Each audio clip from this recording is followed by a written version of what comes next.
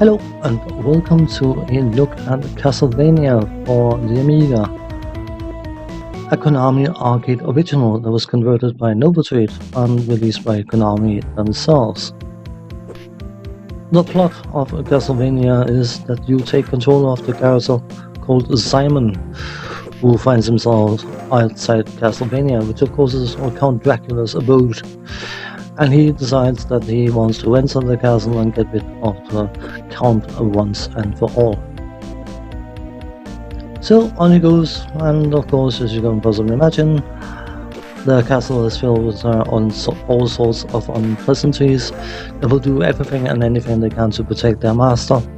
So Simon will have to deal with zombies, skeletons, knights, bats, eagles, whatever else might be present in the castle, and of course many bosses and full-blown bosses and all that kind of stuff, and eventually he will face off against the Count himself in an epic showdown of showdownness, something like that. Simon has access to his trusty whip, which can be upgraded twice, which will increase its reach and its power. But he also has access to other special items and special weapons, ranging from daggers to axes to firearms, watches which will freeze time, and that is not a particularly broken ability, no, and other such things that can help him in progression through the castle. The game contains various secrets that you, surprise surprise, have to dig out, but they wouldn't be secrets if they weren't plain view. So you can, by swinging your whip at random blocks and things like that, find special upgrades that, or special items I should rather say, that doesn't appear in other ways. Things like food and things like extra weapon shots and that kind of stuff. Let's go through the interface. May as well. Top left, your score. You can possibly imagine what that will do. To the right of that you have your timer, and if that runs out, that's not good, so I never really found the timer to be an issue, so yeah.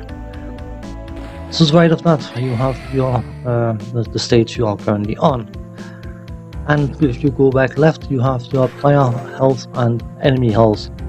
Enemy health is only relevant if you fight a boss kind of enemy. To the right of that, the box that will indicate any special weapon you have picked up, or item I should rather say. To the right of that again you have a heart counter. Not a hard counter, but a heart counter. And it shows how many hearts you have.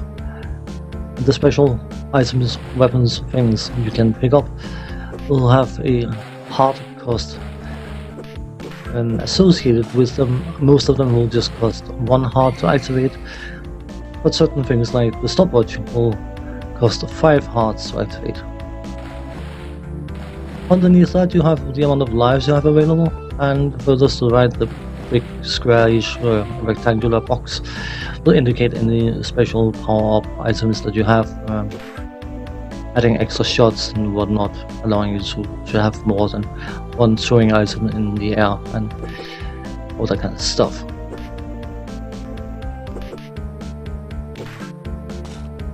As you kill enemies, they will drop hearts or point sacks, and the candles in the background can also be destroyed for the same objects, but you can also sometimes find items. There seems to be certain items which are tied to specific objects, so there is a certain consistency in some items drops, which is usually nice, so you know what you're getting.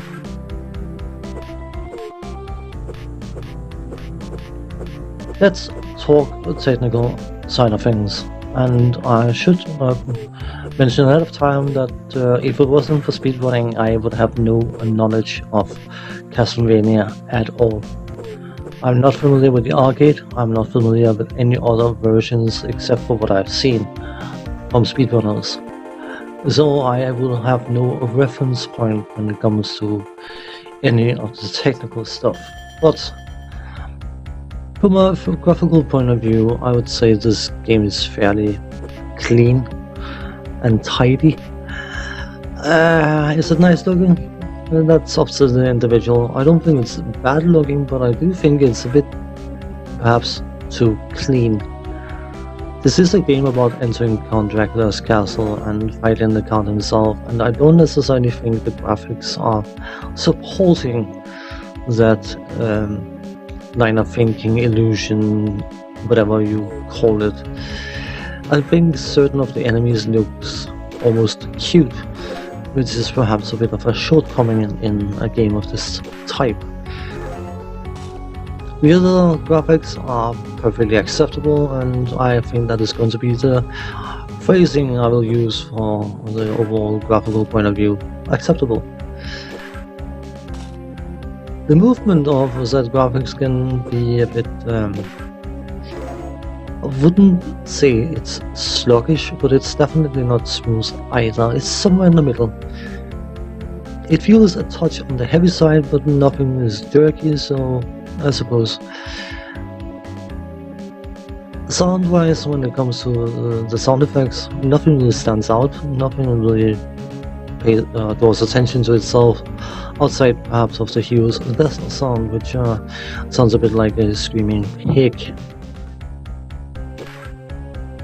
On the musical side of things, not having any knowledge of whether it is arcade, accurate or relevant, I also think the music by and large is very, very decent.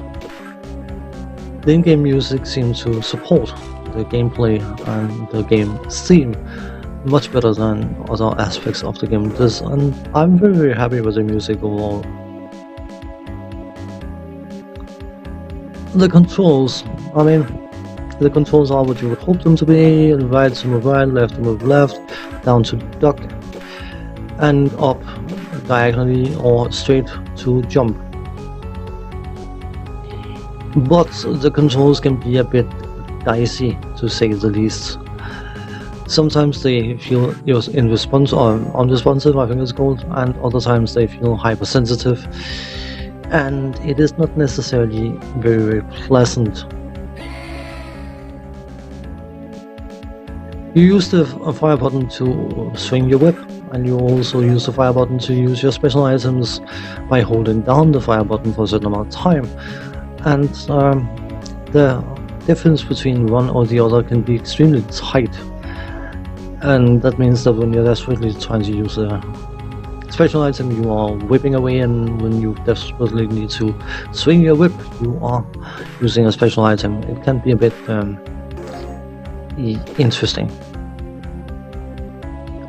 Hit detection is a coin flip, I would say.